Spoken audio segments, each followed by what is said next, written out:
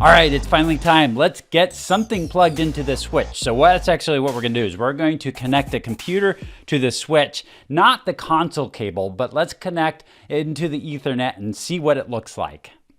All right, what we're gonna be doing is we're gonna be connecting into one of the 2960s, and we're gonna be connecting into the Ethernet port FA014. So let's plug it into, we're gonna plug it into FA014 on the switch side, and then on the computer, we'll plug it in on the port on the computer. All right, now I'm on that 2960 here, so let's take a look and see what it looks like.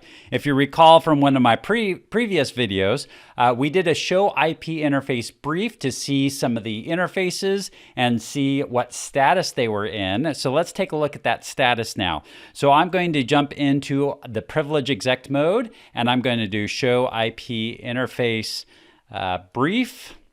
All right, so now this device is connected to the switch. It has a layer 2 connection. So it, at this point in time, would be able to send out a frame onto the network and be able to forward, the switch would be able to forward that frame on to whatever device. So we would have some sort of communication going. But it's just layer 2. And most of our devices now need some sort of IP address, a layer 3 and layer 4 information to it in order for it to communicate effectively on our network. And so do we have that? Do we have an IP address? And so what I'm going to do is I'm going to pull up a command prompt. So I click the Windows button, I type in CMD to bring up a command prompt, and here I do an IP config. And then it gives me some information about the configurations of the network card. And what I see here is the Ethernet adapter, which is the one that I plugged into the switch, has an address of 169.254.52.250. So if you recall, this address of 169.254 is an APIPA address.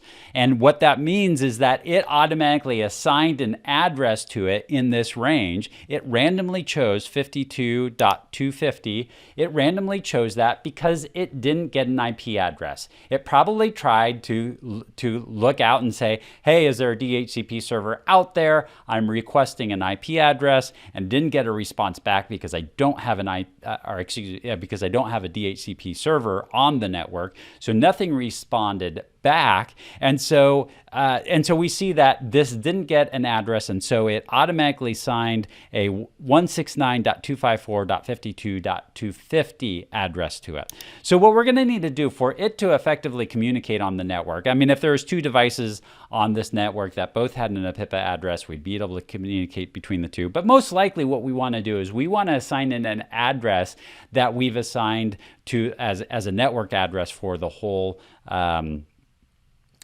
network. And so what we're going to do is we're going to, I see this, it's connected wirelessly, so I'm actually remoted into this machine, but I'm going to right click this and say open network and internet settings, and it's going to open up. We see here that it is in fact connected and to the wireless, but it's not connected to the Ethernet. For all my labs, I want to connect to the Ethernet, so I'm going to click on properties here.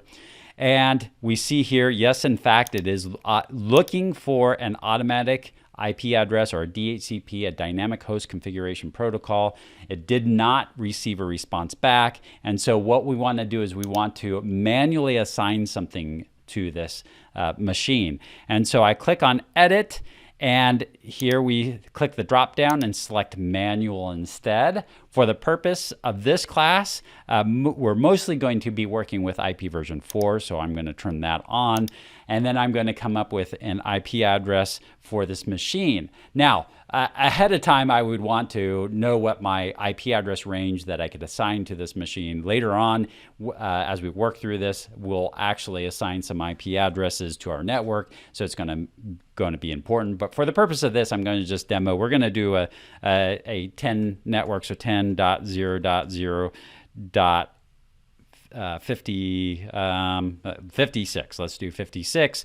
And then the subnet prefix length, we're just going to say 8 here. We're going to open it up. This is going to be a huge network. So, and the gateway here, it will probably be, a lot of times it's the first address of the network, the first usable address. So a lot of time, in this case right here, it'll be 10.0.0.1.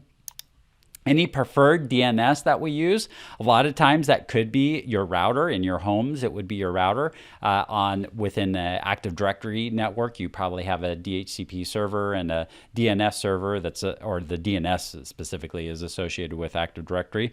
So in this case right here, we're going to just use something that's external. So one that I do use a lot is 8.8.8.8, and that's an external IP address. You could also use something like from OpenDNS. So there's free ones that are out there. So then I'm going to save this information, and now this is connected on the network. If I connect another device onto the network, then I'd be able to ping that address or connect into that address as long as it's on the same network as this computer is. So there you have it. So we've got our machine now configured and it's connected into the switch, and now we can start sending traffic across here and be able to connect other devices to this network as well.